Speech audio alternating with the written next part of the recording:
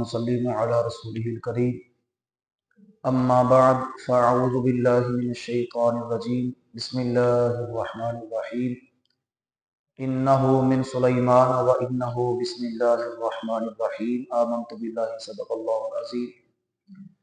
تمامی ہوا پڑھیے الصلاۃ والسلام علیک یا سیدی یا رسول اللہ وعلی آلک واصحابک یا سیدی یا حبیب اللہ، الصلاۃ والسلام علیک یا سیدی یا رحمت للعالمین وعلی آلک واصحابک یا سیدی یا خاتم النبیین۔ کل آپ نے اعوذ باللہ من الشیطان الرجیم کے بارے میں اس کی مختصر تفسیر سماعت فرمائی۔ انشاءاللہ تعالی آج کے مختصر وقت میں بسم اللہ شریف کے حوالہ سے چند باتیں عرض کروں گا۔ اللہ کریم یہ کلمات اپنی بارگاہ میں قبول فرما کر ہم تمام کے لیے ذریعہ نجات بنائے۔ بسم اللہ الرحمن الرحیم، اللہ کے نام سے شروع کرتا ہوں جو نہایت مہربان اور رحم فرمانے والا ہے۔ کسی بھی کام کو، دینی کام ہو یا دنیاوی کام ہو، جب اس کو اللہ کے نام سے شروع کیا جاتا ہے تو اس میں اللہ تعالیٰ بے بہا برکت نازل فرماتا ہے۔ یہ اللہ کے نام سے شروع ہم کیوں کرتے ہیں؟ جو کفار مکہ تھے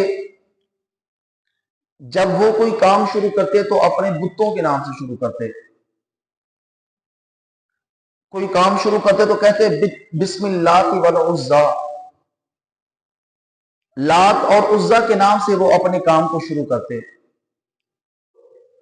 تو وہ ہوں بھی جھوٹے، ہوں بھی کافر، تو اپنے بتوں جھوٹے خداؤں کے نام سے اپنے کام کی ابتدا کریں۔ تم ہم ہوں بھی کلمہ گو، ہوں بھی مسلمان، تو پھر ہمارے لیے یہی بہتر ہے کہ ہم کوئی بھی کام شروع کریں تو اپنے سچے اللہ کے نام سے شروع کریں۔ ہر وہ کام جو اللہ کے نام سے شروع کیا جائے اس میں اللہ تعالیٰ بے بہا برکت نازل فرماتا ہے۔ اور ایک عام سی بات ہے کہ جس بھی کام کی ابتدا اچھی ہو جائے اس کام کی انتہا بھی اچھی ہوتی ہے۔ تو کوئی بھی کام ہو اس کی ابتدا اس سے اچھی نہیں ہو سکتی کہ اس کام کو اللہ کے نام سے شروع کیا جائے۔ آج بھی کسی کے دروازہ پہ کوئی منگتا، کوئی فقیر آ جائے تو جب آ کر وہ صدا لگاتا ہے، دستے سوال دراز کرتا ہے، کچھ مانگتا ہے، تو جس کے دروازے پہ آتا ہے وہ اس کا نام لے کر اس کی تعریف کرتا ہے۔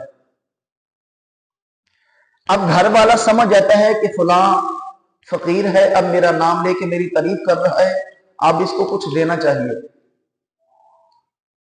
تو جب ہم کوئی بھی کام شروع کرتے ہیں تو اس کام سے پہلے جب ہم اللہ کی تعریف کرتے ہیں نا، جب اللہ کا نام لیتے ہیں تو اللہ پاک بھی اپنے بندے پہ مہربانی فرما دیتا ہے کہ یہ میرا بندہ اب کام میرے نام سے شروع کر رہا ہے، اب میں اس کے تمام کام میں آسانی عطا فرما دوں۔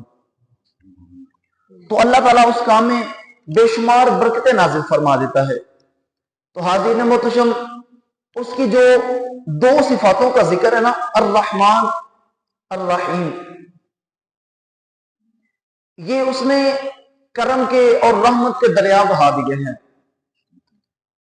جب ہم بسم اللہ شریف پڑھتے ہیں تو ہم اللہ کی بارگاہ میں یہ عرض کرتے ہیں کہ ہم گناہ گاروں پہ تیری مہربانی چاہیے، میرے مولا ہم گناہ گاروں پہ تیری مہربانی چاہیے، سب گناہ دھل جائیں گے، تیری رحمت کا پانی چاہیے۔ تو جب بسم اللہ شریف ہم پڑھتے ہیں تو ایسا ہے کہ وہ ہم نے اپنی زندگی کے تمام گناہوں کو دھو لیا ہے۔ بسم اللہ شریف کے بے شمار فضائل ہیں، بے شمار فوائد ہیں۔ میں ایک دو عرض کر کے بات مکمل کرتا ہوں۔ تفسیر روح البیان شریف میں بسم اللہ شریف کے تحت ایک حدیث پاک حضرت علامہ محمد اسماعیل حقی رحمت اللہ تعالی آپ نے نقل فرمائی ہے۔ آپ فرماتے ہیں کہ جب मेराज की शब हुजूर जाने जाना हुजूर ताजदार खत्म नबूवत सल्लल्लाहु अलैहि वसल्लम जन्नत की सैर फरमा रहे थे ना, तो सरकार ने 4 नहरें देखी। एक पानी की नहर है, दूसरी दूध की नहर है, तीसरी शराबे तहूर की नहर है और चौथी शहद की नहर। हुजूर जाने जाना सल्लल्लाहु अलैहि वसल्लम ने इरशाद फरमाया, जिब्रील ये नहरें कहां से आ रही हैं? तो जिब्रील अमीन अलैहिस्सलाम ने अर्ज की, या सैयद या रसूलल्लाह मुझे भी इल्म नहीं है। दूसरे फरिश्ते ने अर्ज की, महबूब करीम अलैहिस्सलाम आए मैं आपको दिखा कर लाता हूं कि ये नहरें कहां से आ रही हैं। हुजूर फरमाते हैं कि वो फरिश्ता हमें लेकर एक दरख्त के पास आया कि इतना बड़ा दरख्त है कि उस दरख्त के नीचे एक इमारत बनी हुई है, उसको कुफर लगा है, ताला लगा है। तो हुजूर जाने जाना सल्लल्लाहु अलैहि वसल्लम ने इरशाद फरमाया कि इस ताला को खोलें। तो वो फरिश्ता अर्ज करता है, या सैयद या रसूलल्लाह इसकी चाबी भी आपके पास है। हुजूर फरमाते हैं कि इसकी चाबी क्या है? तो वो फरिश्ता अर्ज करता है, या रसूलल्लाह इसकी चाबी है बिस्मिल्लाहिर्रहमानिर्रहीम। जब हुजूर कायनात सल्लल्लाहु अलैहि वसल्लम ने बिस्मिल्लाह शरीफ पढ़कर उस ताले को हाथ लगाया तो वो ताला खुल गया। जब सरकार उसके अंदर दाखिल हुए ना, तो हुजूर जाने जाना ने देखा कि उस इमारत में 4 सुकून हैं और 4 सुतूनों पे बिस्मिल्लाह शरीफ लिखी हुई है। चारों सुतूनों से ये मुख्तलिफ नहरें जिनका मैंने जिक्र किया है, ये नहरें वहां से जारी हो रही हैं। तो उस फरिश्ता ने अर्ज की, या सैयद या रसूलल्लाह ये घर अल्लाह आपके उस गुलाम को अता फरमाएगा जो बिस्मिल्लाह शरीफ से अपने हर काम की इब्तिदा करता है।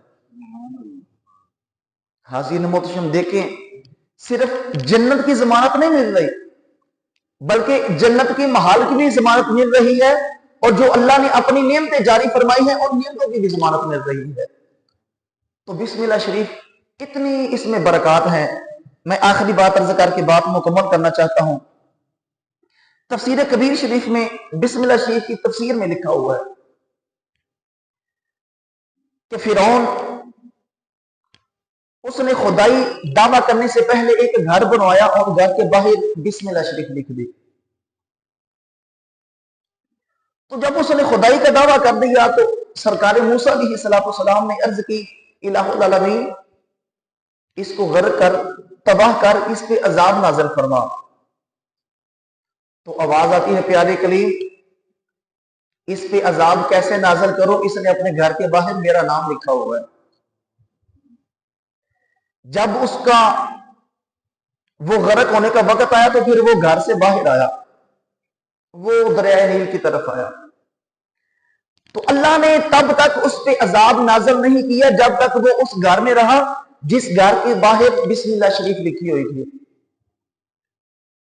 तो आप फरमाते हैं कि हो भी काफिर बड़ा बदबख्त हो तो उसने अपने घर के बाहर बिस्मिल्लाह शरीफ लिखवाई हो तो अल्लाह उस घर में अजाब नाज़िल नहीं करता।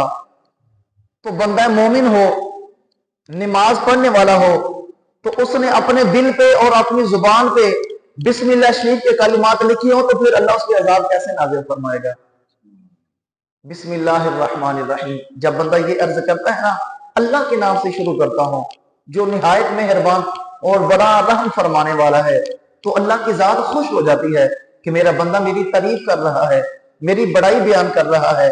तो अल्लाह की तरफ से भी ये आवाज आती है, मेरे बंदे तूने मुझे रहमान और रहीम कहा है, जा मैंने तेरे सारी जिंदगी के गुनाहों की माफी अता फरमा दी है। अल्लाह पाक की बारगाह में दुआ है कि अल्लाह ताला हम सबको अपना हर काम चाहे दीनी हो या दुनियावी हो, हर काम की जायज काम की इब्तिदा बिस्मिल्लाह शरीफ करने की तौफीक अता फरमाए, बिस्मिल्लाह शरीफ को अपना वजीफा बनाने की तौफीक अता फरमाए। आमीन। वमा अलैया इल्लल बलागुल मुबीन।